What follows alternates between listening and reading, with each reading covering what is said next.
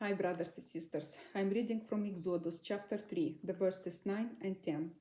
God called unto Moses out of the midst of the bush and said to him, Now therefore, behold, the cry of the children of Israel is come unto me, and I have also seen the oppression wherewith the Egyptians oppressed them.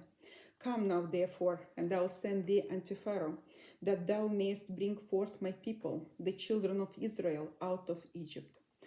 When my kids were younger, we used to watch very often, like one time a week, the movie The Ten Commandments from director Cecil B. DeMille, starring the actor Charlton Heston as Moses.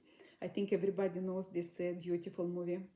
And one day, my oldest son said to me, I want to see Moses, but how much I want to see him. And one morning he woke up and said to me, Mama, I dreamed of Moses. And he told me his dream. I think that this dream represents, if I can say like this, a kind of allegorical reflection of the real biblical events.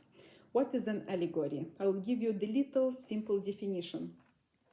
An allegory is a work that conveys a hidden meaning, usually moral, spiritual, or political, through the use of symbolic characters and events.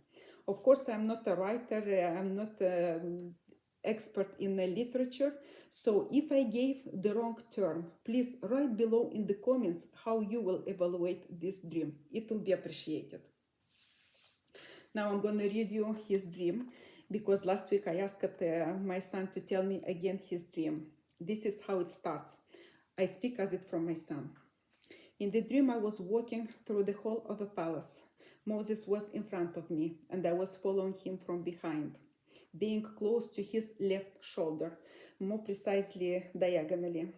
From this angle, I could see what was going on in front of me, but I couldn't see Moses' face, because I was about 9 or 10 years old. I was shorter than him. He was dressed in the same cloak as in the movie, and he had very curly hair, like fine curly hair. And here I'll open a little parenthesis.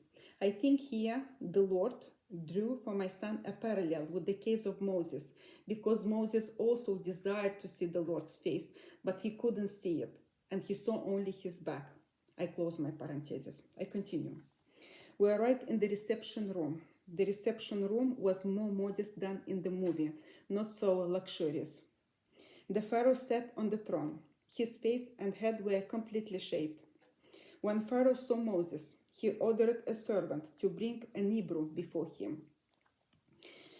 The Jewish men being brought in, Pharaoh ordered a bow and an arrow to be given to him. As soon as he received them in his hands, the Hebrew man strung his bow and the arrow and aimed them at Pharaoh. But immediately the Pharaoh pressed a button that was on the right arm of his throne.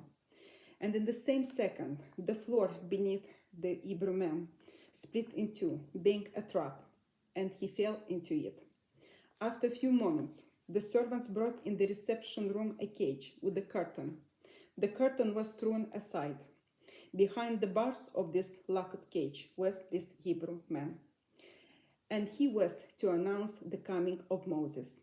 And when this Hebrew man announced, Moses has come, the dream was over, and my son woke up. What an interesting and meaningful dream. Beautiful. Thank you very much, brothers and sisters, for listening this beautiful dream from our Lord. God bless you.